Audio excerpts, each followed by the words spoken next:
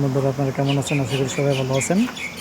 তো আমি আজ সিসি ক্যামেরার কাজে আসলাম আমার একটি সাইডে।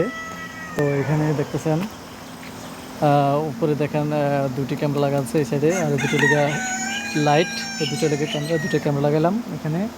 তো এখানে মোটামুটি 6টি ক্যামেরার মধ্যে 5টি ক্যামেরা লাগানো শেষ। একটি ক্যামেরা মোটরাইজ ক্যামেরা লাগাবে, জাস্ট এটা পরে লাগাবো।